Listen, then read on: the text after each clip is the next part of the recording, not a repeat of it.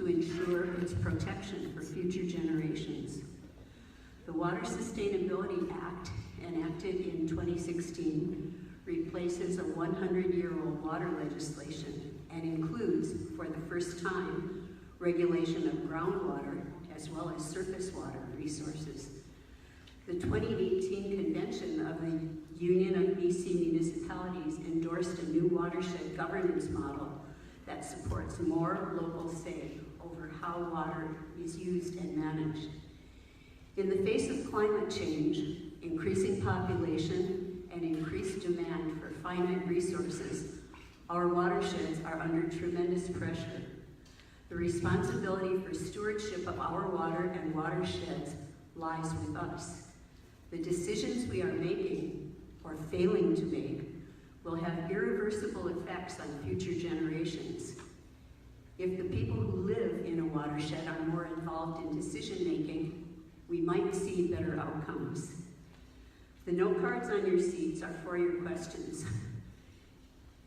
You can write them, and they will be collected during the event. If you have a question, just hold your card up, and one of our folks will collect them from you.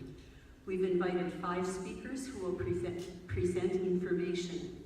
After all of the presentations, they will participate in a panel discussion. Please note on your questions which of the presenters you wish to have respond.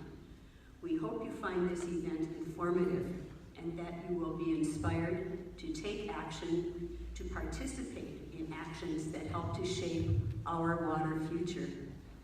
Our first speaker will be David Stockman, who will be our moderator for the evening. David was program manager for the Comox Valley Conservation Partnership for 10 years. He has had a strong connection with the Comox Lake watershed since 1988, when he undertook a trail building project to the Comox Glacier. While managing the Conservation Partnership, he helped to shape its original watershed protection plan. He currently sits on the board of the Comox Valley Land Trust and represents them on the Comox Valley Regional District Comox Lake Watershed Advisory Committee. Please welcome David Stockman.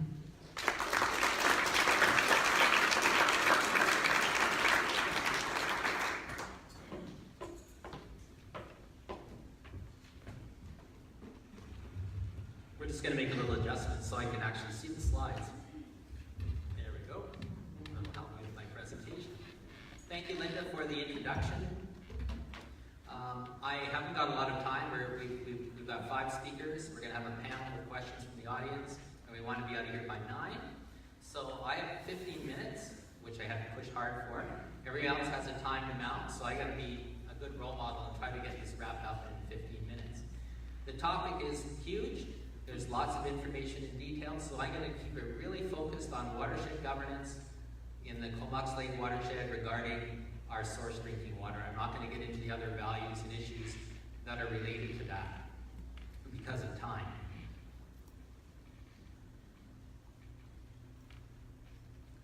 Okay, where do I focus? I'll do it from here. Okay, thank you. Okay, next slide, please. There we go. So a little, I'm going to give you like a 45-second history of land use in the Comox Lake watershed. It starts with First Nations who've lived in and around the watershed for thousands of years. They continue today to have rights and titles to that land. They use it for hunting, ceremonial purposes, cultural purposes, and there used to be a link between the west and east coast through the watershed to what we call Port Alberni now. When the European settlers arrived, the first impacts in the watershed was from mining activities in and around Cumberland, and also was the beginning of logging in the watershed. 1911, the province created Strathmore Park, which is significant because 1/3 of our watershed is in that Class A provincial park. Logging continued and continues to today for over 100 years now. A dam was put up by the collieries for hydroelectric power from the mines, and then it was taken over by BC Hydro in the 50s, and that is the dam at the outlet of Comox Lake, and that raised the create a reservoir that's 14 feet or about 4 meters, which provides us with a reservoir and water storage. And in 1972, there was a spillway diversion put in the Cumberland water system, which is also in Comox Lake on the Perseverance Creek watershed. And I'll explain why that's significant later on. And then around 2000, something new started to happen. Stewardship and conservation activities started to occur. Started off by the Cumberland Community Forest, who purchased land for conservation in the Perseverance Creek watershed. Comox Valley Land Trust put forward a proposal for protecting the watershed and also addressing governance issues in 2014. Comox Valley Regional District started working on the watershed protection plan and passed the plan in 2016, and lots of amazing positive initiatives have started to happen, including monitoring. We talked about the land purchase, the partnership with Comox First Nations, watershed assessments. All sorts of great governance activities and management activities are starting to happen now. So if we go on, so that kind of brings us up to date in 1 minute. So let's have a quick look at the ownership of the land on the lake. To the west, the green part is Comox, is the Strathmore Park, which is about a third of the watershed. The tan area and the brown area are private forest lands, which make up about 65% of the watershed, of which 60% is owned by Timber West. And then the last little bit is on the east end of the lake. There's a number of smaller properties that include Courtney Fishing Game Club, Comox Land Corporation, where there's 26 cabins, the Village Park, and now land owned by Comox Valley Regional District. So when we're looking at the watershed through governance, one of the big challenges is that there are lots of organizations, groups, interest groups, First Nations, government agencies, and regulators that all have an interest or involved in the watershed or involved in regulating the watershed, the land use activities in the watershed.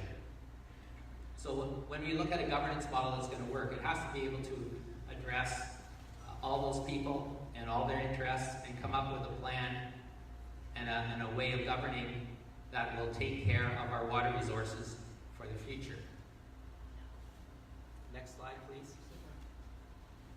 So a quick 1 minute tour of the watershed. We look at the watershed starting from the high part where Comox Glacier is and other high areas in the park. It's mostly rock, ice, and snow, very few trees. Next slide, please. Next slide. Thanks. Then we go into there's 11 tributaries that go into the lake.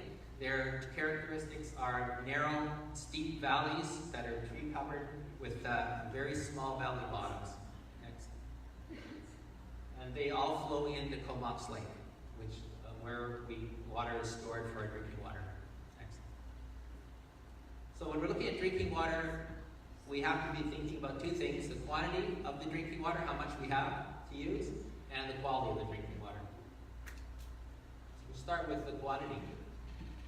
So the water in Comox Lake comes on surface water, so it comes through precipitation, which means snow and rain, most of which falls in the winter period. No, back please. What happens is that in the wintertime and in the springtime, we have high flows going into the lake, and then it levels off, and then we have low flows going into the lake in the summer and the fall period. And some extreme examples of the difference. In January, you'll see in 2015, we had a day where we had 375 cubic meters per second flowing into the lake. And last year, in the first week of October, we were down to 1 to 2 cubic meters per second. The 10 also is, as of late, is that the summer flows are decreasing on average. And 2017, we use that as an example, where it was as low as in the summer period and early fall as 42% of normal.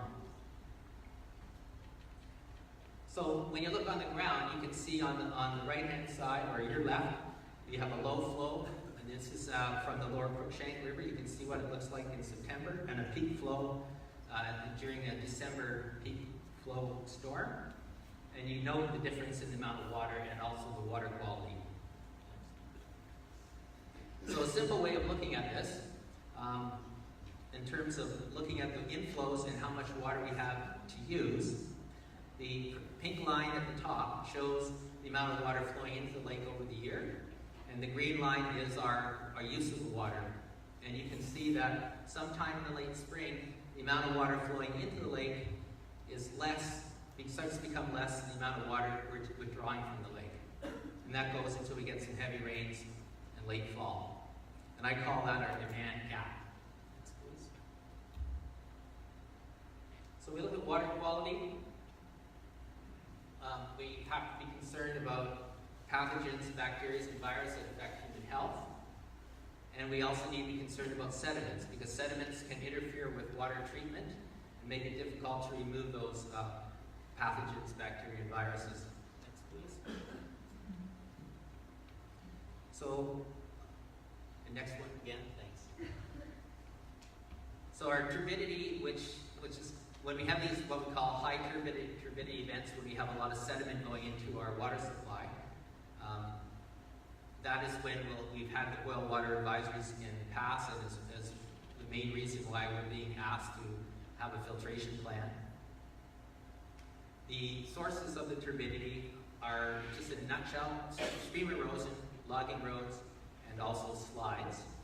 The characteristics of the sediment going into the lake is basically, can we go to the next slide, please? There are three types. We've got sand, gravel, and what we call, too far ahead. Okay, maybe we're missing a slide. I'll just say it. The sand and gravel and the clay particles. The clay particles are most problematic because they're so light, they don't settle to the bottom after a heavy rain event, and they float in the water and until they're flushed out of the watershed, and from where we're taking the water in, they remain. So they're the most problematic. Next slide, please. Climate change. The trend in climate change in our watershed is that we're getting warmer temperatures, which means a lower snowpack, which means our inflows in the spring are shorter in period because we have a tendency to have less snow melt, and therefore our inflows in the summer and the early fall tend to be longer and more of a problem, and this can lead to water restrictions. And in the winter, we tend to have more storms that are high intensity with a lot of precipitation in a short period of time, and that can help cause the turbidity spikes, and why we had some of our boil water advisors. So looking at climate change and how it's going to affect our quantity, the gap, that watershed gap, is likely to grow unless we adjust our use of the water. We can't control what nature's going to do, but we can control how much water we use. Next, please. So, in a nutshell, I try to take the characteristics and the challenges of managing our water supply, and then looking at the governance. What are the key issues that we have to face when we're trying to govern the watershed? So I looked at four things: environmental flows, logging impacts, perseverance creek spillway, and then high-risk human activities. Next. So environmental flows, this is the amount of water needed to maintain the aquatic ecosystem in a river. So we're thinking right now of the Pumpkinch River. To maintain a healthy salmon runs, we need about 15 cubic meters per second to flow through there. And as we know, in the summer, those inflows in the lake are much lower than that. So we need to have that reservoir storage so we can maintain that flow, to maintain that aquatic ecosystem in our salmon runs. So that's a key thing. The other thing is the impacts of logging. Logging has many impacts on water quality and quantity. Some of the reasons for that is when you remove trees, you're reducing the ability of the watershed to slow down and capture water. So what happens is you end up with, when you have precipitation you're going to have more flow into creeks, which is going to tend to increase the amount of erosion. The riparian buffers, when they're either removed or reduced to a small riparian buffer, that also has the effect of increasing the amount of flow rate into streams and also reducing the natural filtering. And then logging roads capture the water, which would normally either infiltrate or flow through over the land, capture them, put them in ditches, and more rapidly transport them into creeks, which again, when you have rainfall events, that's going to increase the flow, increase erosion. Next, please. Perseverance Creek Slide is part of the Cumberland water system. What happened in 1972 with the permission of the provincial government, a spillway was put in to deal with overflow from one of the dams that hold water in the Cumberland water system. If you look at this, maybe not that clear in the slide, but the top of the bank is where the water used to flow in 1972, and this is looking about 50 some odd years later. That's cut through the soil and has created a cut blank bank, and that soil has flushed into Perseverance Creek and then out into the lake.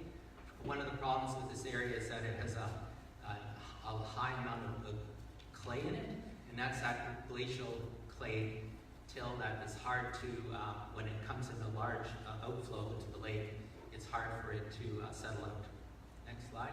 This is what the outflow of Perseverance Creek looked like in 2014. So, what we'd be required to do as a community by Island Health to deal with the problem of turbidity in our watershed is to spend a lot of money building infrastructure, which is one way to make sure the water coming under your tap is going to be safe. The problem with infrastructure, besides its cost for building it and ongoing, is it doesn't really address the source of the problem, and it certainly doesn't address quantity issues we have now and will likely have a greater concern into the future. And it certainly doesn't solve our governance issues. Next. So what are the solutions? So we're proposing here, first of all, the BC government, they are very key to moving forward in creating a solution to governance, because they hold the legislative authority to create what we're proposing, and many people across the province now are asking for, is to have local watershed governance structures that are science-based, which basically looks at where are the problems in the watershed and how can they be fixed or restored based on science and evidence. And they would also have the power to regulate and address land use, but from one authority. So right now, we have a number of agencies that are responsible for certain aspects of what goes on in the watershed, the land use. That was a long list I showed you several slides ago. But there isn't one legal entity that can actually make a decision to protect and maintain our water, who supersedes the other authorities. So that's one thing that's needed. The other thing that BC government controls is forest regulations. And there's lots of precedents where they've gone and they've increased the standards, like in the Great Bear Rainforest and Clackwood Sound. It'd be nice, we like to see some standards for community drinking watersheds. The second part is local government. And the good news here is that our local government, the Comox Valley Regional District, and also the Village of Cumberland as well, have been really building their capacity and working at improving the functioning of their systems, but also they're also taking on the idea and fully embraced the idea that the watershed, protecting the watershed, is a very important part of their job, not just delivering it in the pipes. So there's lots of good initiatives. We've heard some of them already from Linda today that are happening, and we're going to hear more from Chris from the Regional District later on. So I don't want to repeat them, but lots of great things are going on.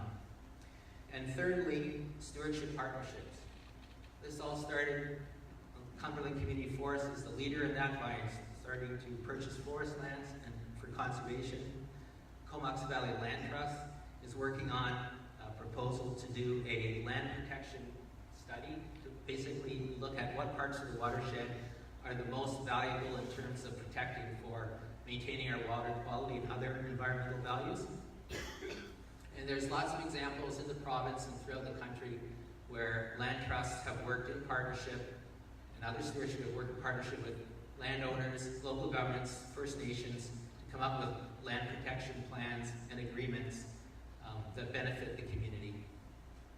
So I'm going to stop now because I've run out of time, and I'm going to pass it on to the next person. If you have any questions, we're going to have the table, so write them down and we'll answer them then. So I'd like to introduce Bruce Gibbons. Would you like to come up here, Bruce? Bruce spent many years of his working career as a financial analyst, working in the software industry and the helicopter crew transport business. Retired in 2014 to the Comox Valley, settling in Rural, spent the last few years adjusting to retired life and establishing a big garden. He also established the Rural Water Guardians in the spring of this year in response to water license issued in the Rural area for water bottling. Thank you, Bruce.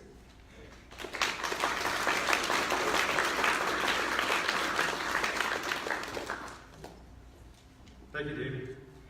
So I got 5 minutes, so this is going to be the Reader's Digest version of what's been going on in Merville.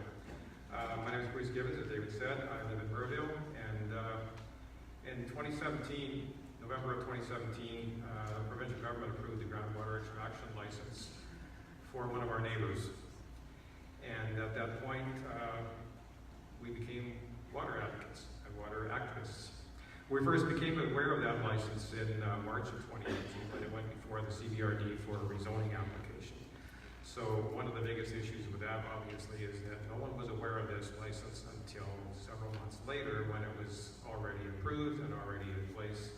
And so at that point, the fight began, and we started working on ways to prevent the applicant from making use of that water and bottling the water in Merville. That meant dealing with the rezoning application to the CBRD. So the provincial government not notifying anyone was legal. It was part of the Water Sustainability Act. The Water Sustainability Act didn't require them to notify anyone. As David mentioned, I formed a group called the Merville Water Guardians to raise awareness and to demonstrate opposition to this water license. Opposed the rezoning application and to work on achieving some reforms to the Water Sustainability Act.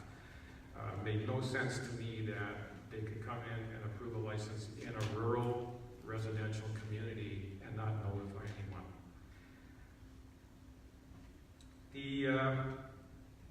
One of the things I did almost immediately was to file an appeal against the license. Went through the process with the Environmental Appeal Board. Unfortunately, the Forest and Lands Ministry fought that. They fought it tooth and nail. They did not want me to get to an appeal process. So ultimately, my appeal was dismissed, and it was dismissed because I couldn't prove that my land would be affected by this water license with our neighbor extracting up to 10,000 liters per day from the aquifer that we all share and draw our water from. I could not prove that that would detrimentally affect my land. Not my water, not my access to water, my land. The Water Sustainability Act specifically states it must physically affect my land. So since that time, I've been talking to anyone who will listen to try and get them to see that that's absolute nonsense. Like how can you not protect someone's water or access to water? So that's what we've been doing since March. So we've been campaigning against this license in a number of different ways, but focusing on helping the CBRD to see the light and deny the rezoning for the property. We had 425 signatures on a petition, thanks to a lot of you here and other members of the community. Presented that to the CVRD as part of the process. It was a long process, long, expensive process for the CVRD to go through. And part of the issue that we're talking about tonight is local governance. And that's one of the things that was sadly lacking in this approval, where the province approved the license in spite of the fact that the CVRD objected on the grounds that it wasn't compatible with the OCP or official community plan, and it wasn't compatible with the zoning of that property. The province didn't see that as a problem, and they went ahead and approved the license anyway. They approved the license in spite of the objections of Comox First Nations. There was no consultation. They were notified. Comox First Nations objected.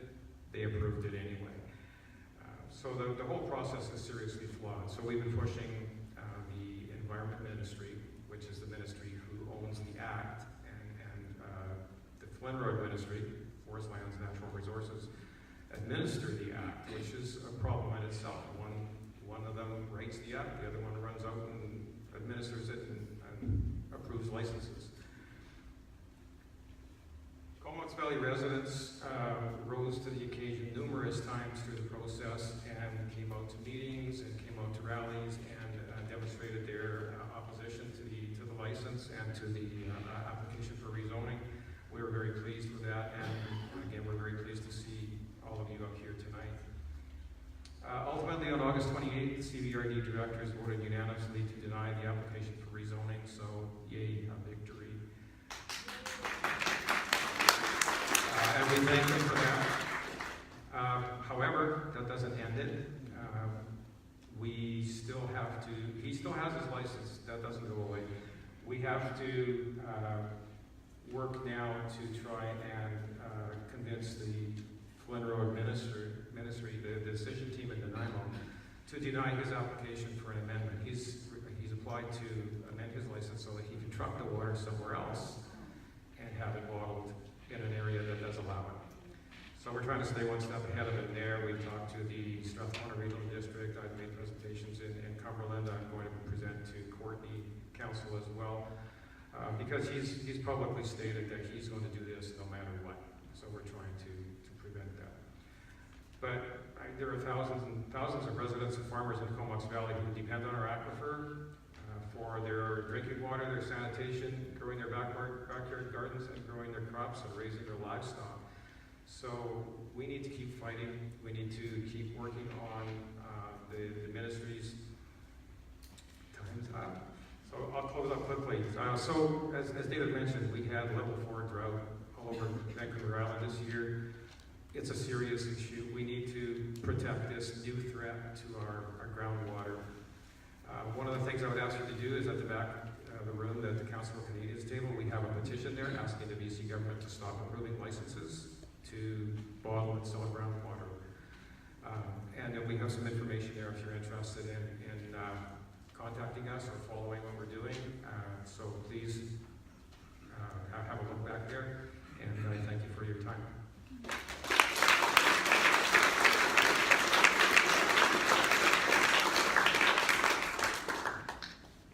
Thank you, Bruce. I'd like to introduce David Mills. David is a resident of Union Bay and a member of the recently formed Union Bay Watershed Protection Society. He is an observer of the trajectory of environmental protection in British Columbia since 1973. That's beautiful. I like what you said that, David.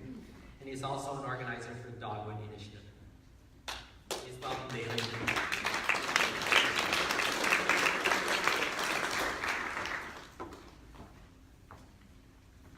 Thank you very much. First slide, please. Here's our place in the northern Salish Sea. And you don't need to be a hydrologist or a water expert to see some of the challenges that are showed to you on Google Earth. On our side, we have narrow watersheds, and we don't have a lot of glaciers. Our forest cover has been extensively logged to the point where, like, when you zoom in, you really don't see much forest at all.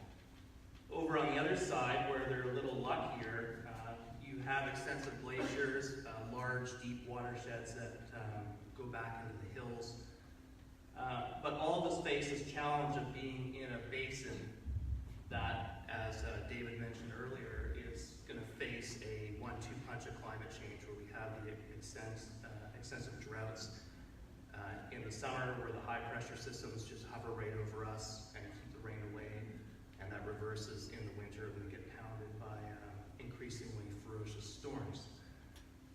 And like all populations in this region, whether you're in Parksville or Campbell River, the populations are growing, and along with that growth, with climate change and some insecurity in the structural integrity of our watersheds, we're all facing significant water challenges going into the future.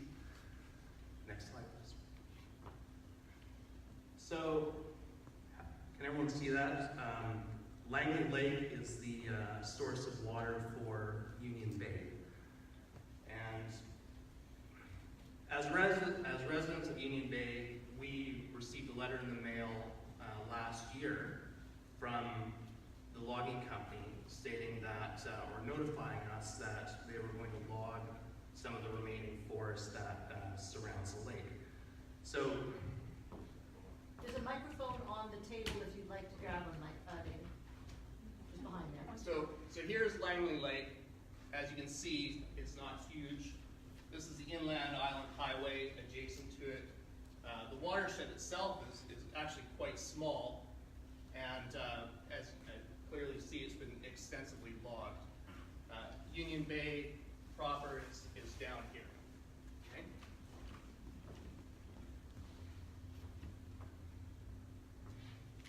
Next slide. So, what's coming? Union Bay is a growth node in the valley, and it's expected that up to 3,000 residents will move into single-family homes along the corridor that you see between Union Bay proper and up to the edge here of the existing residential community. So at the moment, there's like roughly 700 homes connected to the water supply, and there's really no knowledge of whether or not Langley Lake could provide additional water for 3,000 new homes. Nor is there extensive knowledge of whether the aquifers that surround the area could fill the gap. So what we're really facing here is a problem of not knowing what is coming, not knowing if we have enough water to supply the community. We're being threatened by logging, and we don't have a governance model that seems to be able to address any of these concerns. When we received the notice from the logging company, of course, everyone was rightly concerned, because it's insane to log in a tiny watershed, given what we know has happened in Comox. It's insane to log in a watershed, period, but these are the problems we face around here. No one was really able or willing to do anything, and it really highlights some of the governance problems that they face in Merville, that's left, whereby no one will act until the problem is identified. So, let me try to wrap this up. Final slide. Close up of Langley Lake, it's pretty shallow as far as we can tell. We really haven't done extensive bathymetric work. And if I can say one final thing, it would be facing the water challenge in Langley Lake is a lot like facing the climate challenge generally. No one can identify the offending molecule of carbon that you can attach blame to the problem that climate change faces. So that we're facing with climate change.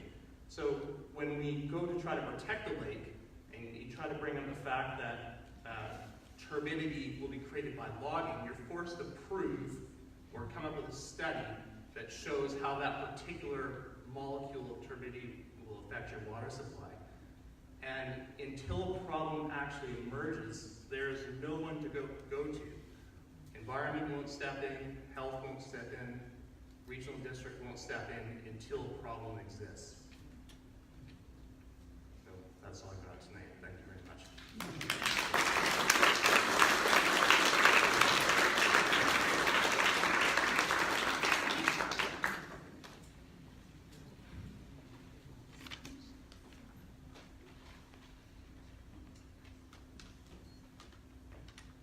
All right, thank you very much, Dave. Rosie Sims is our next speaker. She is a researcher and project manager of the University of Victoria's Polish Water Sustainability Project, where her work focuses on legal, policy, and governance options to advance freshwater sustainability. In 2014, she completed her MA at the University of British Columbia's program on water governance. Rosie's previous work experience and undergraduate studies at McGill have taken her from Panama to Baffin Island, where she has led youth outdoor leadership programs, conducted research on Canadian mining in Latin America, and organized a variety of forums related to freshwater issues. Please welcome Rosie.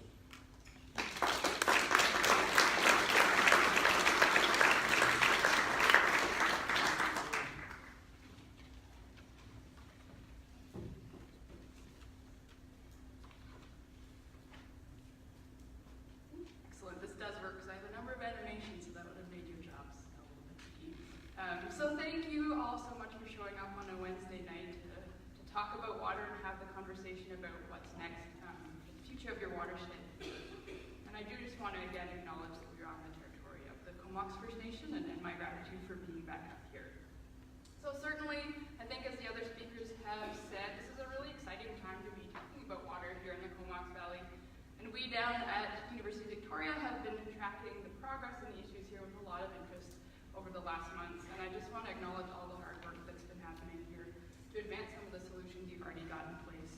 We're really excited to see the recent agreement between the Regional District and the Comox First Nations. So again, just commend all your hard work at the grassroots level here. So I've been asked to speak a bit about what we see as some of the pathways forward for watershed governance, both here in Comox and beyond. And this is a much larger conversation than my 13 minutes discounting presentation will allow, but hopefully I'll spark a little bit of initial thinking here, and we are always happy to follow up where there's interest. And so these are the three pieces I'm going to race to today. I'm going to share some of the options and ways forward for watershed governance based on some work we've done with communities across BC and fairly extensive research. I won't linger on point number here too much, but I will talk a bit about the Water Sustainability Act as one potential source of solutions. I think we've already heard about some of the main issues with the Act, but we also do see it as a toolkit of options. And then I'll highlight, or I'll leave you with some questions to think through as next steps in the region. So I'm sure lots of you are familiar with WOLIS and our whole suite of reports that we bring out at events. And we are a research organization, we're based at UVic, but our focus is really on applying the work we do to drive governance change, anywhere from the federal down to the local levels.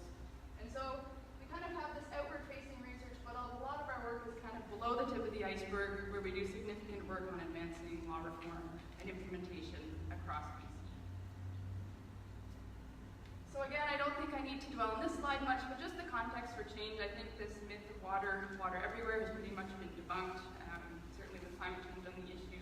Climate change on the rise, there's no watersheds in BC that are immune to the issues, such as the one you're experiencing here. And I think there's been some really interesting recent public opinion polling done that show that there's consensus around this. British Columbians are really concerned as a whole that we're going to have serious water challenges on our doorstep unless we change the status quo. I know that perhaps a little hard to read, but I'm happy to leave slides. I think we're also in a really interesting period of shift with laws and governance more broadly. So we see some new opportunities opening up within Crown laws, provincial legislation like the Water Sustainability Act, and some motion at the federal level as well. There's been some really exciting advances in Aboriginal law and clarifying and advancing the field of Aboriginal rights and title and consultation and consent. We also see Indigenous nations revitalizing their own legal orders for water and for land, and this is being expressed in a whole variety of ways to drive decision-making on the ground and in the water. And so I found this to be a really interesting result from the recent poll that was done when people were asked what is most needed to solve and manage water issues in BC. You can see that there's still a high degree of support, number 2 here,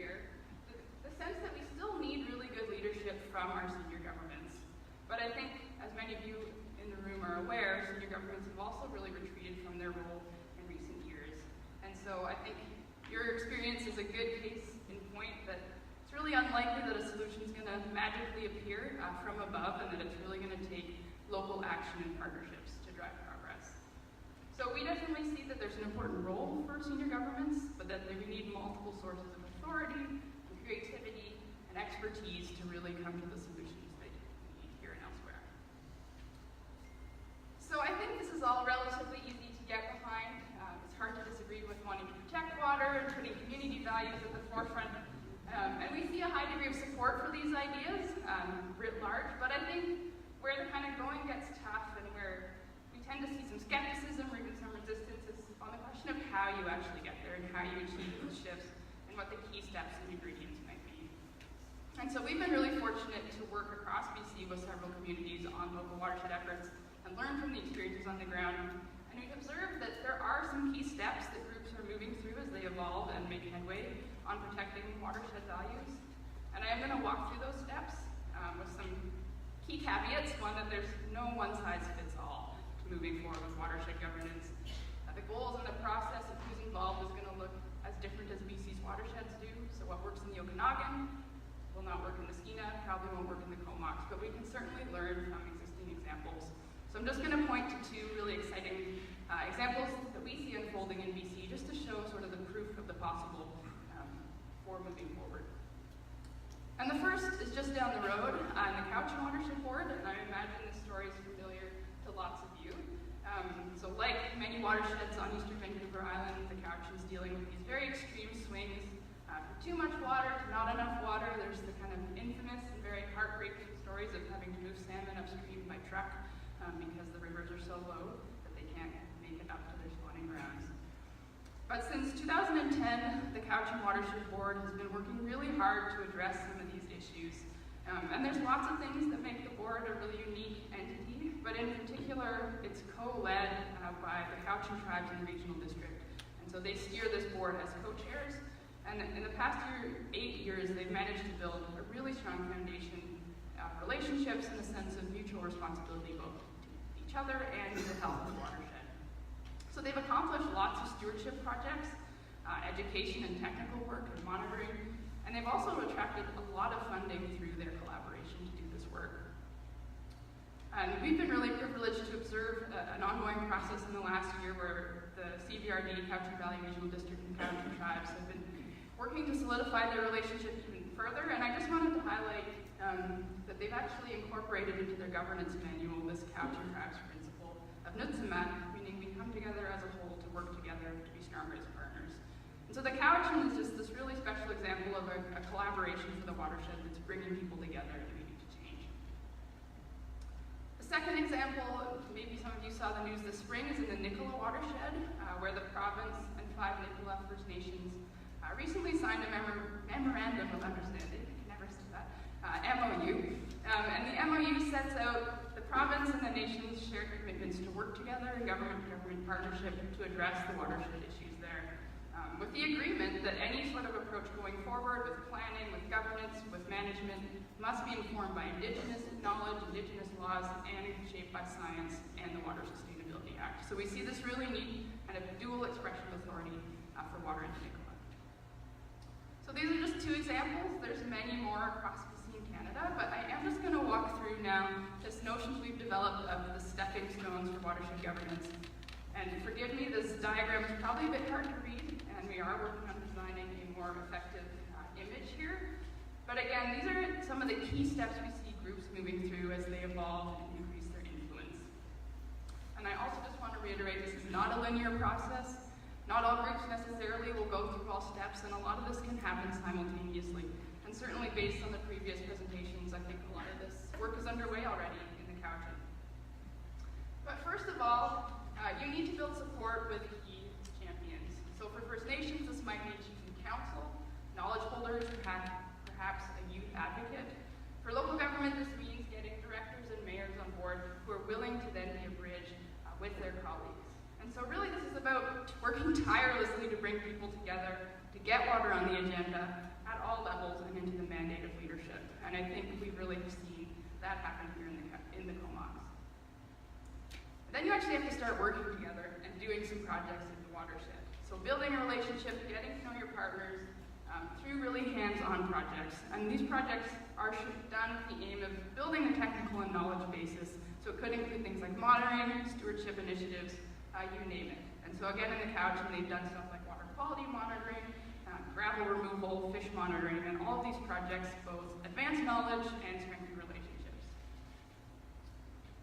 So once you've got this solid foundation of relationships and a track record of projects, that's when some of these more difficult questions around governance can be asked. Like, what's our vision for the long term of this watershed? Where do we want to go as a community? What are some of the tough trade-offs we're going to have to face? You know, who wins and who loses as we go forward, and what are the priority actions we want to do now?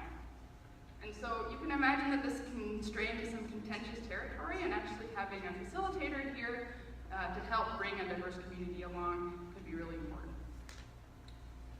Another key step here is actually taking stock of what you can do now without calling on any other senior governments. So local governments, I think we're going to hear in a moment, have a number of different tools they can draw on, like zoning bylaws or innovative funding mechanisms.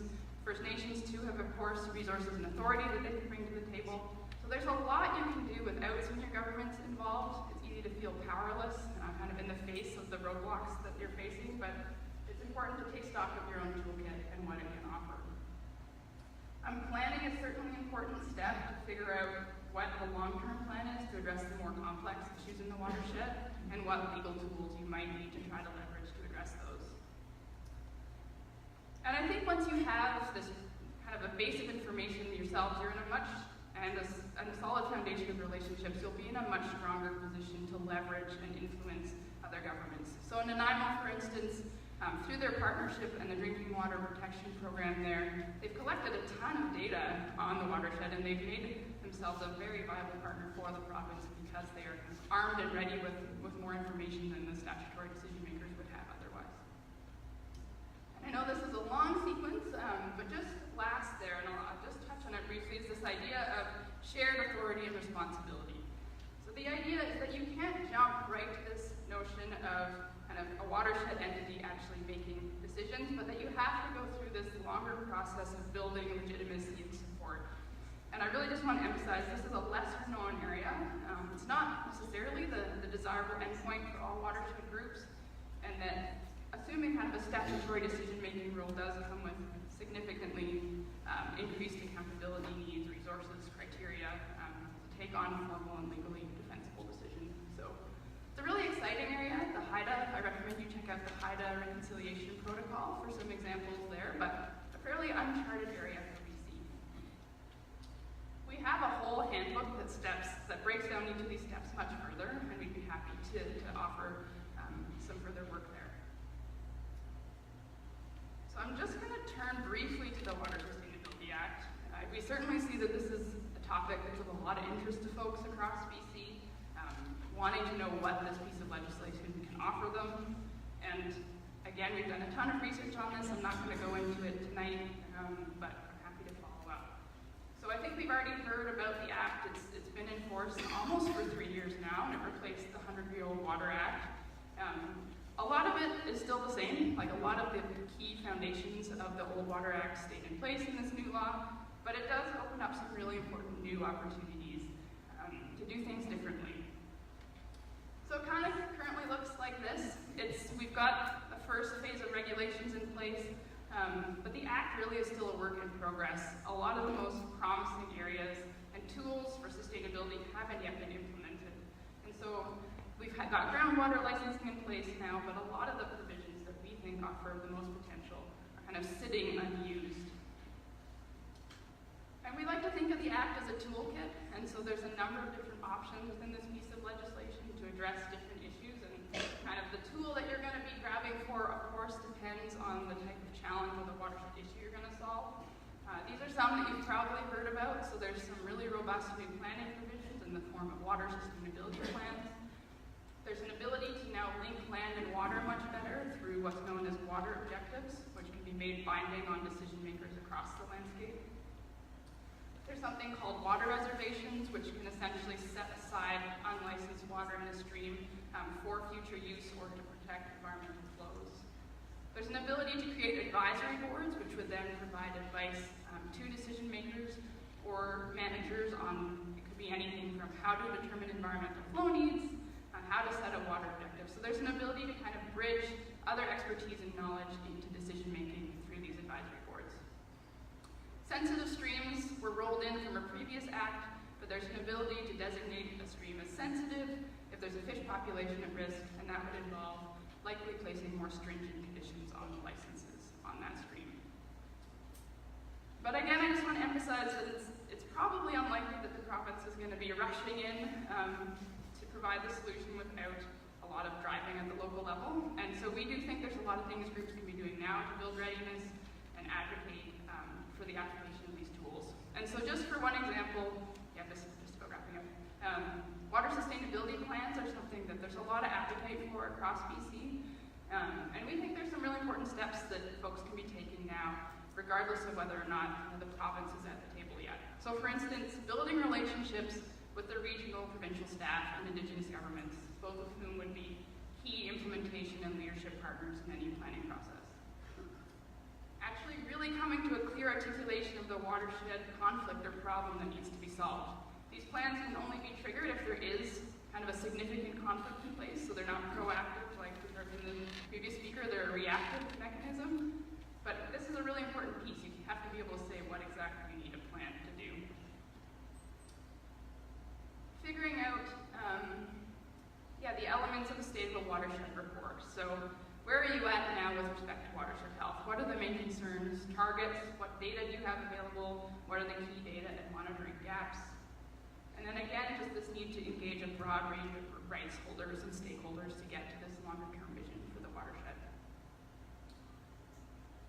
So I often feel like I can conclude these presentations with 3 key takeaways, or the things to remember. But I think tonight I'm just going to leave you with some questions to keep pondering as you think about moving forward in the region, because these are all questions to have clarity on as you move forward. So the first is just, who is best positioned to actually convene and lead a watershed governance initiative? Who kind of has the legitimacy and authority and ability to do this work?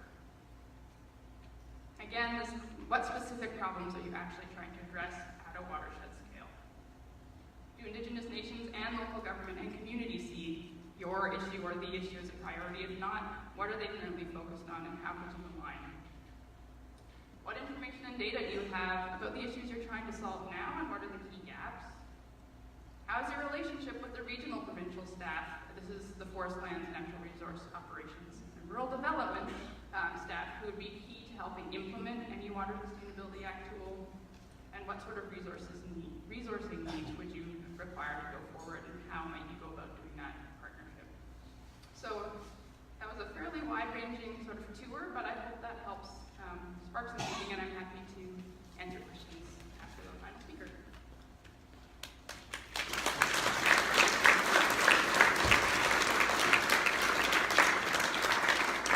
Thanks, Rosie. Just to remind everyone, if you have any questions, write them out on the cards on your chair, and put your hand up, and someone will come and grab them, and we'll get them passed up. There we go. We've got our first one ready.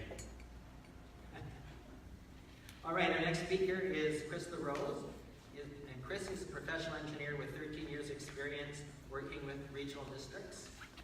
Since starting with the Comox Valley Regional District in 2014, Chris has worked for 2 years as the manager of liquid waste planning, responsible for, among other things, watershed and rainwater management in rural areas. In 2016, Chris was promoted to senior manager of water and wastewater, where he leads a department of 25 operators and engineers managing the regional water and sewer system, role which includes implementation of the Comox Lake Watershed Protection Plan. So here we're giving a hand to Chris.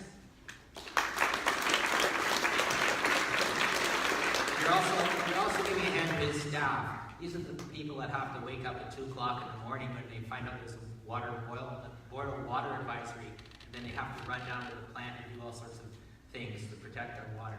So these guys, I know they work really hard and they're very committed, and I've always been very impressed with the staff of the regional district and the water department.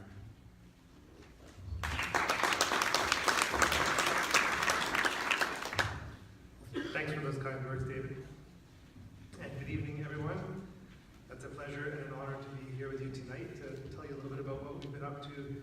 respect to watershed protection in the Comox Lake watershed. I'm grateful to those that presented before me for setting the stage. David's presentation in particular provided some great context for what I'll be discussing. And I'm really looking forward to chatting more with Rosie about some of your work.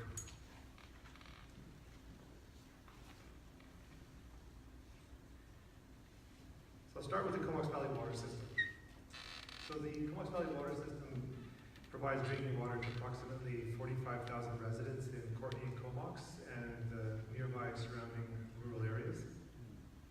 The system currently withdraws water from the BC Hydro penstock and then distributes it around the system using a network of transmission mains and storage reservoirs.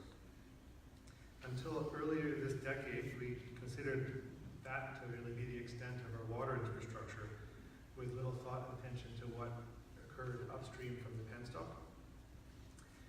And then as Island Health started to apply pressure to comply with the new provincial surface water treatment objectives, and we started to see a pretty significant increase in the intensity and frequency of extreme rain events, that started to change. So through the work we've done since then, I think it's fair to say we all see the watershed as the incredible natural asset that it is, and we're taking steps to value it in a way that's similar to how we value our engineered assets.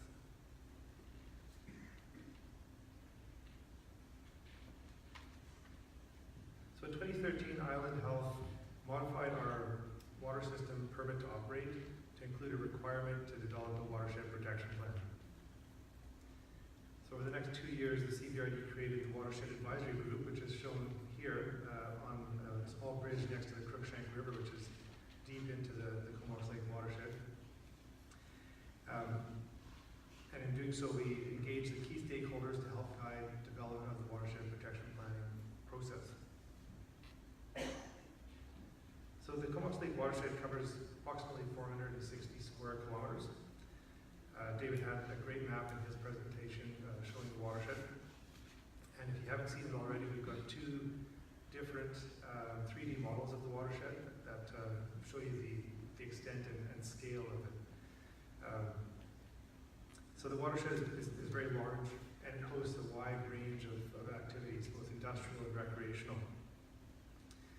So the CVRD has limited regulatory power in the watershed, given that most of the watershed is operated under the Private Managed Forest Act.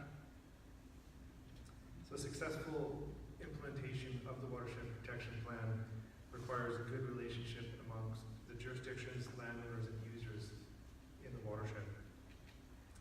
So the Watershed Advisory Group, and this table provides a summary of the stakeholders that are represented on the group. So it's a forum for members to share information, identify problems, and then collaborate on solutions for resolving those. And this has resulted in better working relationships between these stakeholders and an accumulation of building of trust. And we believe this type of collaboration is essential as the actions under the plan are largely voluntary.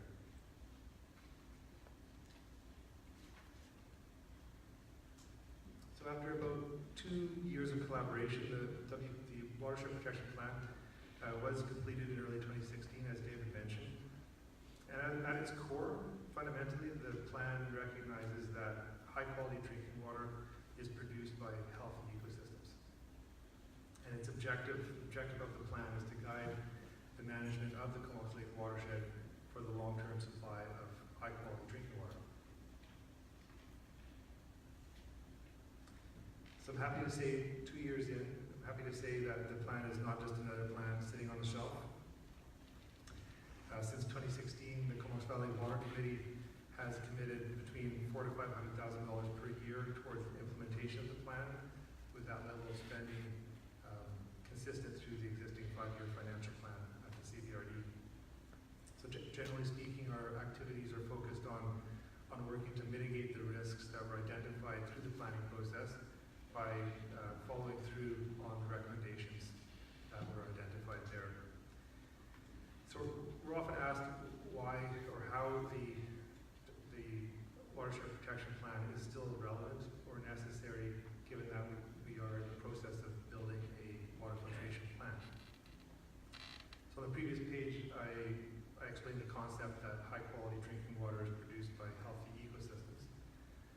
while we believe it's also true that healthy ecosystems are more resilient to climate change. And that minimizing turbidity in the source water will help to minimize operation costs of that facility over the long term. So we believe there is a strong rationale for both initiatives.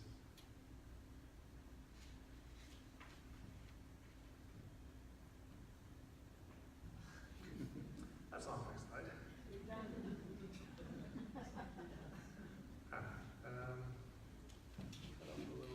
Let's see what we can do about that. Are you there? Let's see. Nope. That is.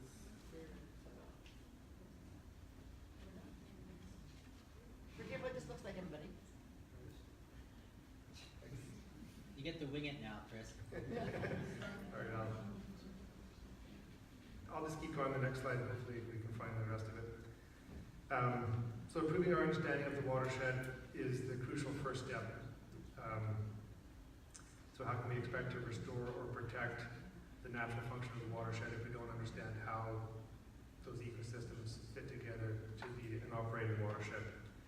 So to this end, we're undertaking a range of activities, including building a data set for water quality from all the major tributaries in the Comox Lake, or to the Comox Lake. We're undertaking proper functioning and condition assessments of each of the sensitive streams or tributaries into the lake to help us identify the key areas in need of restoration and protection. And then we're using all of this data to undertake modeling to help us better understand how the watershed and lake behaves in various climatic conditions. And we're also working with experts to understand how the local environment is likely to change over the coming decades as we feel the brunt more and more of the projected changes due to climate change.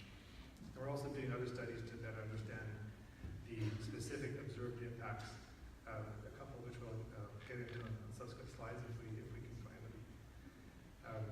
So the bottom line is that monitoring and the data that it generates will provide the basis for effective decision making in the watershed, and the basis for effective governance as well.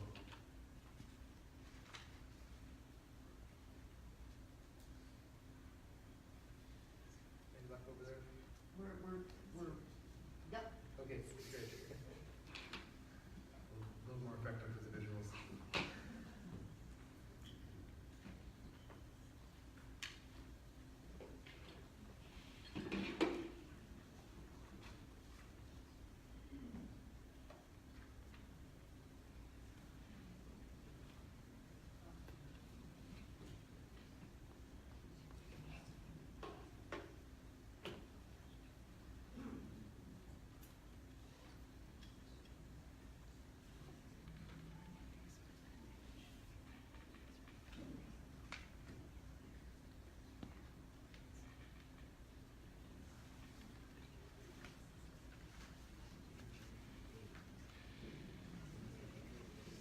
Chris, maybe you can tell us about the monitoring that you're doing in Comox Lake. How many stations you have, what you're monitoring for? Yeah, that's the next slide. I was going to Okay. wait for that. Okay. Well, let's get started. All right, we'll fill the gap. So the next slide, think back to that map you saw on David's slide of the watershed from the aerial. It's as I mentioned, it's 460 square kilometers, and there are approximately 10 tributaries leading into the lake. So to help build that understanding of how the ecosystems and the streams interact and how they contribute to the water quality in the lake, we've installed continuous monitoring stations at 3 different locations in the lake at the 3 largest and most significant tributaries, being the Crookshank River, being by far the largest, that has generated that bird's foot delta that sticks out into the east end of the lake, and then Perseverance Creek, which is the one that on David's slide, outputting that coffee-colored water into the lake, as my colleague Mike likes to refer to as the double-double. And then the third being the Puntledge River, Upper Puntledge, which is at the east end of the lake. So we've got continuous continuous turbidity monitoring at those locations, as well as temperature. And in addition to that, we've added flow sensors to 2 of those to complement the existing flow monitoring station at the Crookshank. And then on top of that, we do monthly grab samples at all of the smaller tributaries to help us build that picture of the water quality coming into the lake. And also we've installed auto samplers at 2 locations to allow us to grab samples of the water when the turbidity spikes, to allow us to send those samples away for testing, where they can tell us the fractionation of the particles to help us understand the relative impacts of those tributaries on the lake, and then further allow us to zero in to protect or restore ecosystems on those most significant contributing streams.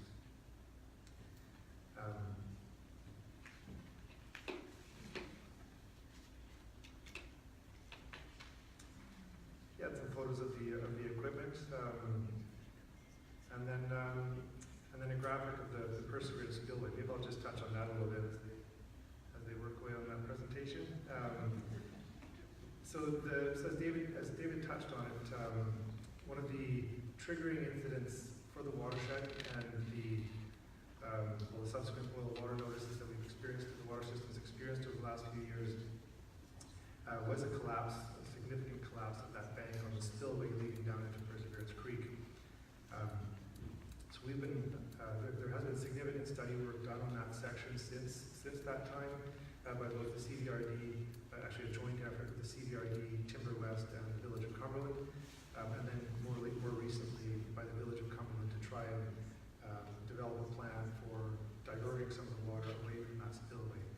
So that the key issue there is the fact that channel was never evolved to handle that level of flow, and the bedrock in that area kind of slants in towards the slope, forcing those strong flows against the bottom of that glacial till slope, and occasionally causing a calving of that glacial till, which collapses into the stream and then creates this extended pulse of very dirty water down into the lake.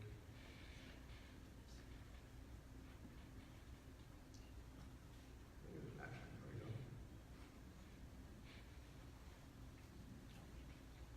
All right. So here, just briefly recapping that piece on the monitoring stations. Red dots being the continuous monitoring stations with the telemetry.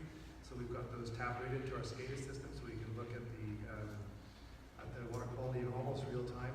And then the yellow spots being the tributaries that receive the monthly grab samples. And then the flow rate and the auto samplers. Here's some of the equipment. On the left-hand side, that's the battery data logger and the satellite telemetry of the Perseverance Creek. Top right is the auto sampler that is set to measure turbidity and fill sample balls when certain thresholds have been met, so we can collect those, send them away for sampling. And the bottom right is a camera that was set up temporarily to take time-lapse photographs of that slope on the Perseverance, so that we can observe the calving of the glacial till slope as it occurs. And unfortunately, that graphic is cut off. So you can just see the top part of a 3D model that's generated by drone overflights. So the drone is set to fly a program path over this area, take hundreds of photos from different angles, and then go back to the office, input that into the software that actually generates a 3D model on it. And the really cool thing about it is that you fly subsequent flights, do the same process, and then the software will compare the moving models and actually identify loss of volume. So we can actually estimate and keep track of the material as it comes off from there. And that should help us explain the specific turbidity events that we're seeing down the Perseverance Creek, and it may help us in identifying potential solutions over the longer term. So in parallel with working to increase our understanding of the watershed and building the data sets crucial to effective future decision making. The CVRD has recently initiated a implementation of recommendation 48 from the Watershed Protection Plan, which is education and outreach. So working through a competitive process, the CVRD engaged an expert team of communicators and facilitators led by Whitler Engineering to undertake a multi-year project. Several of the team members are at the back near the 3D models if you'd like to speak to them later. So the goal of the project is to raise awareness of and action towards protecting the source water quality in the watershed, and also making wise use of the drinking water. So in other words, water conservation. It also includes watershed protection and water conservation education through K through 12, beginning this fall, specifically with grades 2 and 5. And we're calling this multi-year project Connected by Water. Some of you may have already seen ad in the latest Comox Valley Collective, one of the first pieces produced by the team. So public and stakeholder outreach, including with the KFN, the Watershed Advisory Group, municipalities, and other key stakeholders, has begun. And we're aiming to share project information and receive thoughts and questions about the future of water resources in the Comox Valley. So feedback at this stage of the project will help to inform the development of educational tools and communication resources. And I do have a request of each of you, given your obvious interest in the management of water resources in the valley, we'd ask that you go to Connect CVRD on our website and click on the Connected by Water. There's some great info there about what we're up to, and more importantly than that, we'd really like to hear from you some feedback and ideas. So what I've touched on so far are part of the longer term initiatives under the plan, actions that will bear fruit over the coming years and in some cases decades. In the short term, we've recently taken some concrete steps forward that have been referred to by several of the other speakers. I'll give you a little more detail on a couple of those. So the first is the acquisition of a large parcel on the east end of the lake. So this is following up another key recommendation coming out of the Watershed Protection Plan. So the 113-acre parcel was previously owned by the Comox Lake Land Corp. It includes approximately 6,800 feet of waterfront and was specifically acquired to prevent it from being developed in the future. So over the coming months and into next year, we'll be working with stakeholders to develop a plan for the property.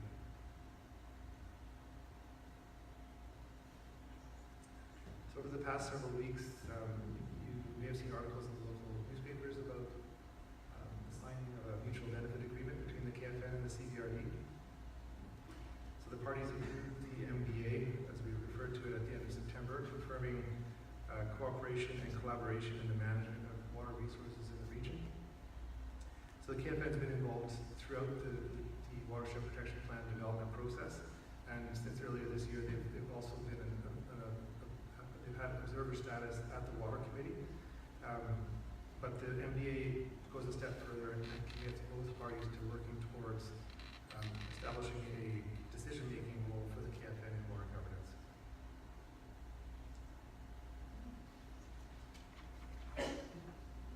So before I finish, I'd just like to acknowledge the level of interest and energy demonstrated by all of you here in the room, speakers and spectators alike. And also that what I've described here is only one watershed, and I know that many of you have come here with concerns about other watersheds in the region. So I'm not certain whether and how the model that we've applied here can be applied to those watersheds or perhaps on a more regional level, but at the CVRD we do remain committed to the collaborative approach, and we certainly recognize that the region is particularly well placed to play a coordinating role in some of this work. And one last time, I do encourage you to check out the online engagement platform, Connect CVRD, accessible through our website or by searching Connected by Water on the local Facebook. Thanks, everyone.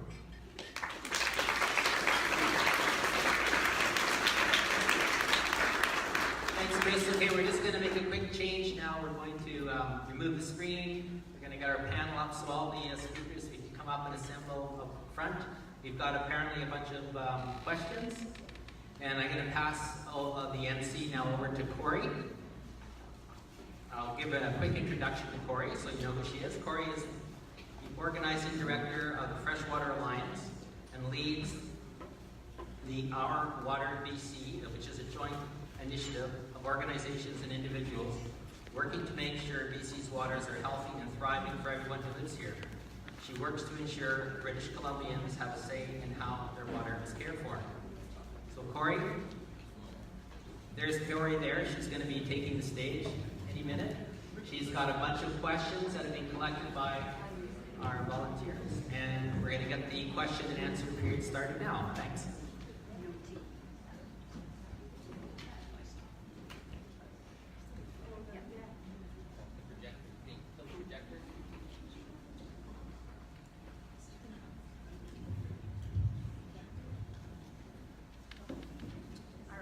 Hey folks, thanks so much. It's a pleasure, as always, to be in the Comox Valley. I come from Vancouver, and I feel like the Comox Valley has been my second home for the last little while, and let me tell you, it's a beautiful place, and I'm really excited to be here again and working with such fabulous people throughout the valley to look at exciting new ways that we can protect the watershed and move forward with new decision-making models. So, a lot of the work that we do with Our Water BC is alongside community groups on the ground, and so it's really exciting to be a partner on an event like this, to see so many intrigued and energized people that are coming together to learn a little bit more about what the future of the watershed in the Comox Valley could look like. So thanks for showing up on a weeknight. So let's dive into it, because we have some amazing people here that can answer some of our questions. So I'm going to do my best to get through as many questions as possible. If you've got more questions that come up, raise your hands and we'll do our best here. So, all right. Give me 1 second.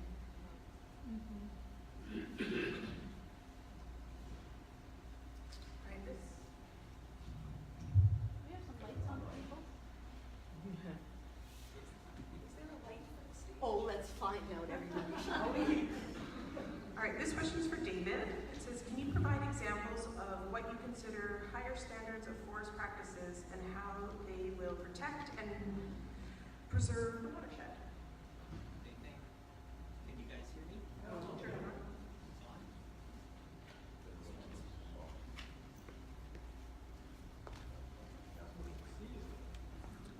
on. Test. Okay, there we go. Thank you for the question. The private forest lands are managed under an act that's different than the lands that the act that covers public lands. And I'm not going to go into, first of all, I don't know all the differences between the two acts, but I'll just mention a couple of things. One example would be the riparian area, which is the area you leave next to a stream that you're not supposed to log as a buffer of trees.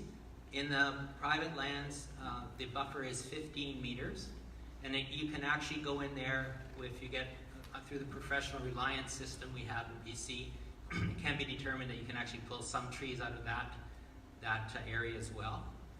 The other thing so in public lands, it's 30 meters. I think in the Great Bear Rainforest, in the areas where they allow logging, it's 100 meters or 150. Another area that's different with riparian protection is that the type of streams or that are protected. More streams are protected, so the riparian buffers have to exist on some of the smaller streams that don't require protection in the private forest lands. That's just one example. I'm not going to get into other things because it goes on, but that's just an example. So basically, you look at what's called the allowable clear-cut area, and so remember the slide that had that talked about trees, and that trees control water by 25 to 35%, mitigate flows. So the larger and the more areas that are clear-cut, in large clear-cut areas in one drainage, the smaller and less of those areas are logged, then you have more retention from the trees. So that's another area where you can look at your equivalent clear-cut area. There's lots of different models in BC and throughout the world that apply different logging standards, and there's scientific reports that show the impacts on things like water quality and turbidity. Thanks, David. This question's for Chris. Does the watershed protection plan you described encompass all of the watersheds in the regional district? What about those other systems and those of us who are not a part of the municipal water supply? What's the plan? So I think I got the first part of that question. So no, the watershed protection plan does just, let's see, does the one. So no, the watershed protection plan is focused entirely on the Comox Lake watershed. So what about those other systems? So what is the plan? So currently, the regional district does not hold direct jurisdiction regarding watershed management in the rural areas. So drainage is essentially the responsibility authority falls to the Ministry of Transportation Infrastructure. That being said, we are working on a number of initiatives in a coordinating role. One of them being with the Solon River. So we have formed an advisory committee to look at the use of water from the Wolf Lake, which is part of leads into a tributary to the Solon River, which is the headquarters, to look at augmenting flows and the use of those flows for irrigation. So that is a multi-stakeholder process being applied in a different watershed. We also work to advocate on behalf of some of the landowners in the rural areas who are having problems with drainage in specific watersheds. But at the moment, that's essentially limited. Thank you. This question is for David Mills.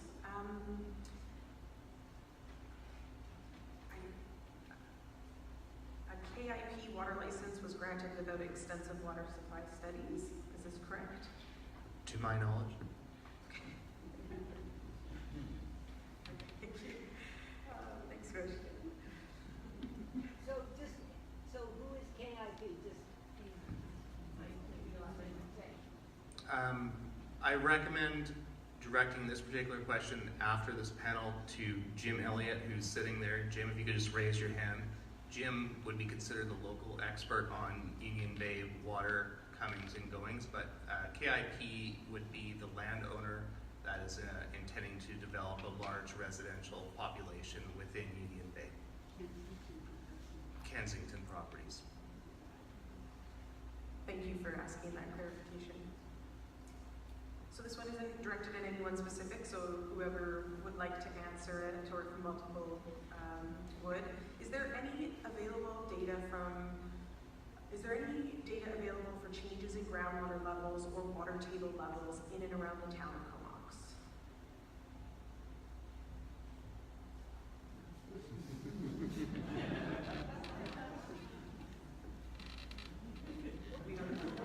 The fact that none of us know, I wouldn't even know who to ask, shows that there is a gap in watershed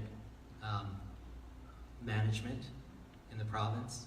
And normally that would be something the province should have a handle on, which is what's happening with the aquifers throughout the province. But unfortunately, there are gaps.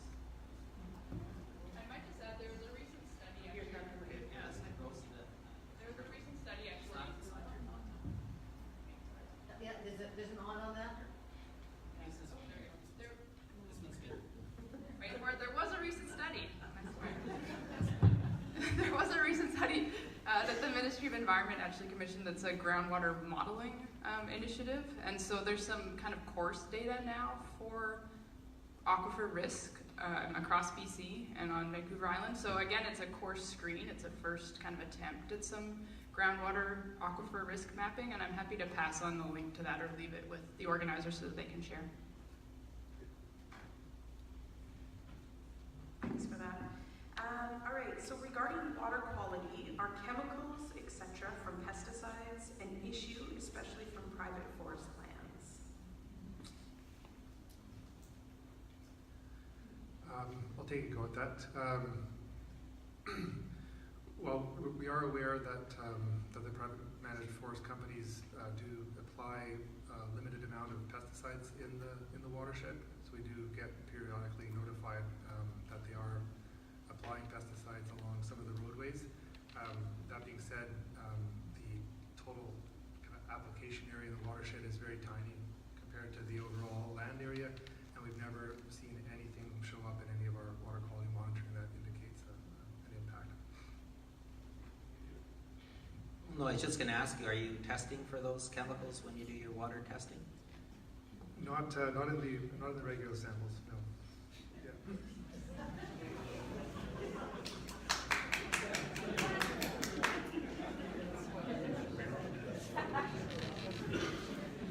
All right, so this question has to do with Comox Lake pollution.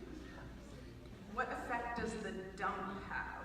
Pigeon Lake dump, is there any leaching? So the Pigeon Lake dump is at roughly the Comox Waste Management Center is at the peak of land between the lake and the slope down towards town. So we've done extensive hydrological studies around the landfill, and they indicate groundwater flows away from, not towards the lake. Now, correct me if I'm wrong, but I believe one of the recommendations of the Watershed Protection Plan is to have a test well. I think that's, am I correct on that? And if so, if I'm correct, is there been a well put in place to do monitoring? Well, we do have several wells on the landfill site that monitor groundwater. To be honest, I'm not familiar with that recommendation from the Watershed Protection Plan, but I do know that we have monitoring wells installed. Thank you. How can I, as a citizen, make sure my municipal representatives make our watershed's health a #1 priority? This is an awfully timely question. How can I, as a citizen, make sure our municipal representatives make our watershed health a #1 priority? I don't mind taking a stab at that. I'm sure Dave might want to say something there. Rosie might have some experience around that too. Am I correct? Yeah. Okay, why don't we start with you, Rosie? I think, well, there's a municipal elections coming up, and so voting for candidates who are taking a strong stance on water is a good place to start, and I think Corey will be speaking to that as well. I think, again, bringing your issues to your regional representatives so they know what the community's concerns are, making your voices heard through council meetings, through whatever means you have. I think being an active advocate through the many ways that you have as citizens, showing up to events like this, it all does add up to have impact. And I'll also just point over to Corey, actually, because her organization has a number of different kind of training opportunities and ways to support community members to become more involved. Yeah, I can add to that. Well, one of the most direct ways is Our Water BC has provided a freshwater survey to all candidates running in the municipal election, and so they have until Monday to essentially get the responses back to us, and at ourwaterbc.ca we'll have a whole list of all of the responses that candidates have provided us for the Comox Valley, along with other communities around British Columbia as well. But you can definitely check that out at ourwaterbc.ca, as well as those of you who perhaps already receive communication from us will be sharing that out with you as well, to just provide you a little bit more information before you go and vote. I would add that I would be looking for candidates who would be taking what most people would be considered drastic action on water. I think if anything is clear from the presentation tonight, watershed governance is a total disaster in this province. So hearing from candidates who would be willing to take on and upend the status quo as we know it, those would be the people that would get my vote.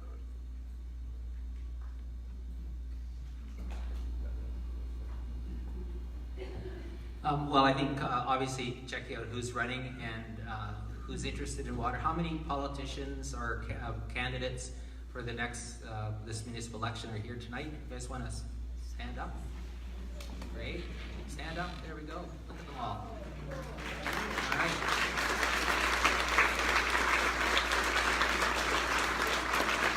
And to be fair, there isn't all candidates meeting for Courtney councillors.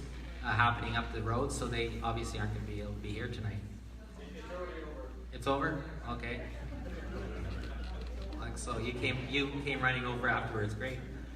So that's obviously one way. I think, if I'm not correct, but just correct me, Chris, I think this new program to connect with water through the regional district is a way for local citizens to communicate their visions and hopes for the watershed. And that information, of course, would be shared through councils in the regional district, the results. Can you tell us a little bit about that as another opportunity? Thank you, David. Yeah, you're absolutely correct. That is an excellent avenue for anybody here or anybody else to provide their feedback and ideas. They'll be logged, summarized, and provided to the elected officials as we proceed through implementation of the plan and development of the communication materials. So the other thing to do is to work with your local groups, watershed stewardship groups, Comox Valley Water Watch Coalition.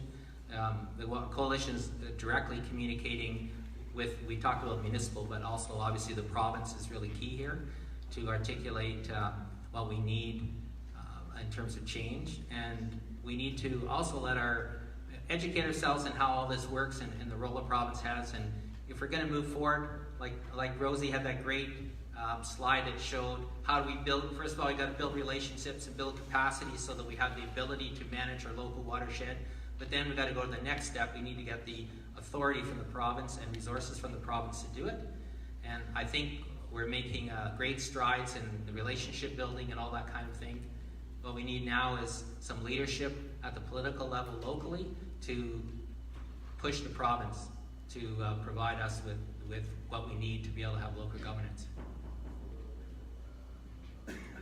One thing I would add is, as other speakers mentioned before, is that this is something that has to come from the grassroots level, from the people.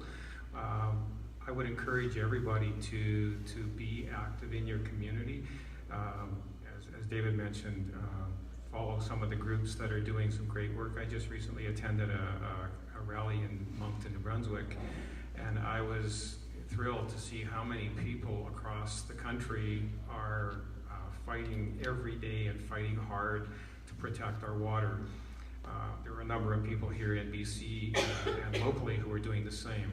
So I would encourage you to as David said, follow those people, but also follow what's going on with your local governments. Attend meetings, read the minutes of the meetings, get involved in the issues so that you're aware of what's happening, and contact. When we were going through the process to deal with the rezoning application, it was clear that public input was key to the directors and the staff of the CVRD. So writing letters, sending emails, just letting them know what you feel about issues, and particularly issues around water, is really important. Great, thank you.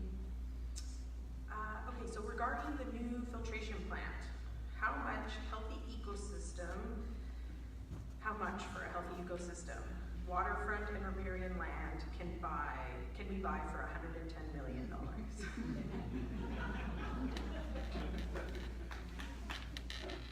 Probably a lot. Yeah, I mean, no doubt, $110 million is a lot of money. I mean, looking back to 2013, as I mentioned in the presentation, that's the point at which the Island Health updated our permit to operate to require implementation of a watershed protection plan.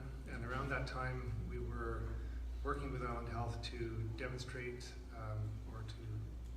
that we met the criteria for filtration deferral. And that's a mechanism that they do provide for municipalities with pristine or very clean water sources to avoid installation of filtration.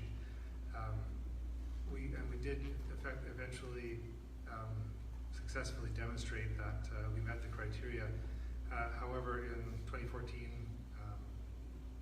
and leading up to that point, as I mentioned, the increases in extreme rain events, we did have that collapse in the Perseverance Creek that led to a 50-day boil water notice, elevated turbidity levels, and the province partway through that withdrew the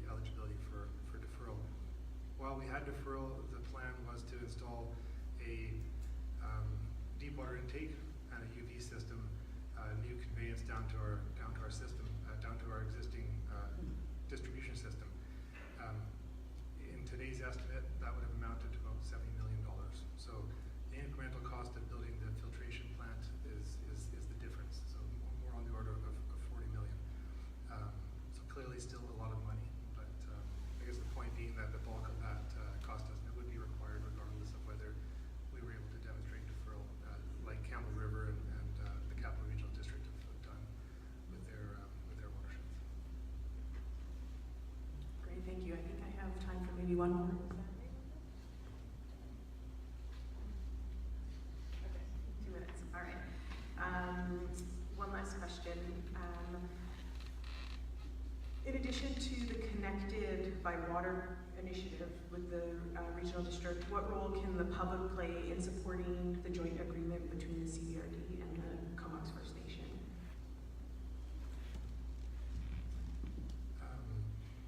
So it's supporting the relationship between. Yeah, and the agreement, I guess. Not to put you on the hot seat tonight, Chris. No, it's fine. No, it's an incredibly important step forward for both of our organizations. So in terms of what the public can do, I guess to come out and support KFN events, to continue to participate in the public process, provide feedback through the mechanisms that we established on our website.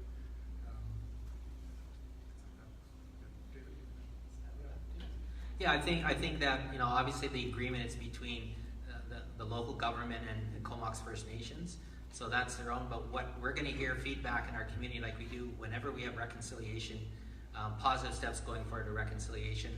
There's always some members of our community who feel like it's not necessary, that First Nations are getting extra benefits or whatever. I think so. It's really up for us when we hear that kind of a conversation happening with our friends and our family and our community, that we need to be educated and say that, well, the Comox First Nations, this is their core part of their territory. They can work really well with the Comox Valley Regional District. They can increase the capacity of the Comox Valley Regional District to manage the water. They have their own Watershed Guardians program.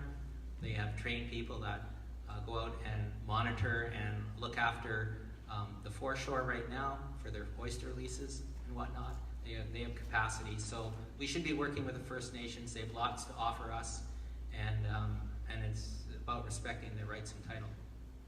So I think it's all citizens we should be doing that.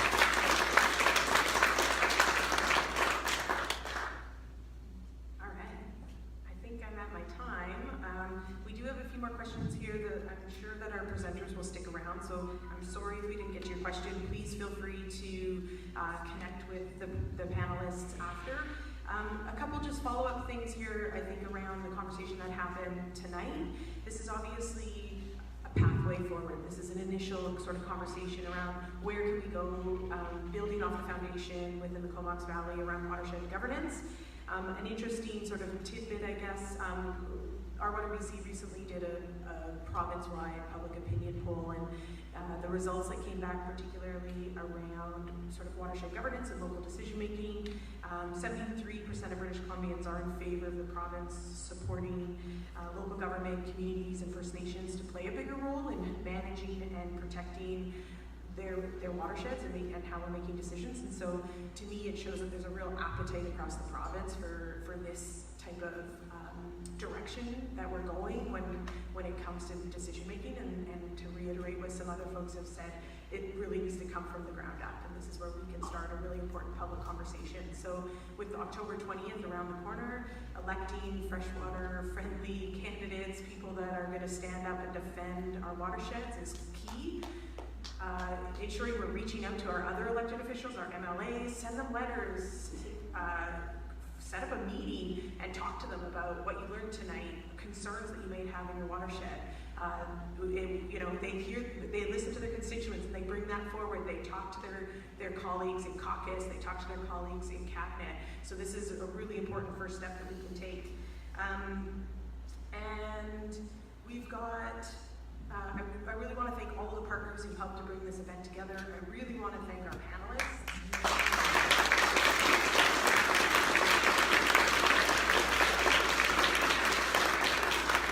And definitely, again, want to thank all of you for coming out. We really appreciate you taking the time to engage in this conversation, learn a little bit more, and hopefully we can all continue to move forward together with this bigger conversation around watershed governance. Check out the booths and the different groups, and thank you again. Hope you have a lovely evening.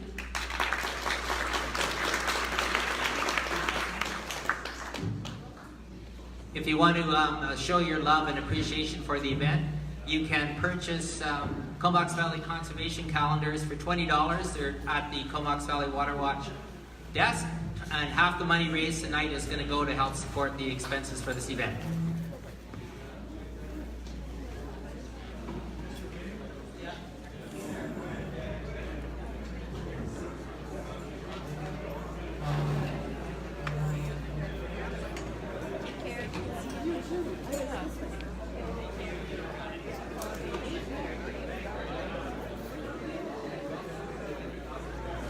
That's great. Thank you.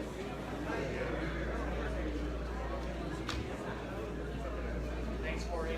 Yeah, wait, just yet.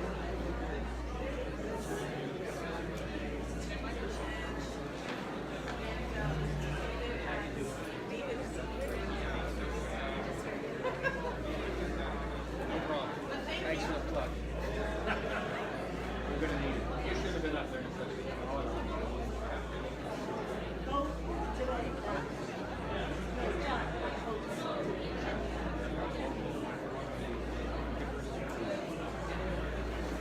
Kind of what I thought.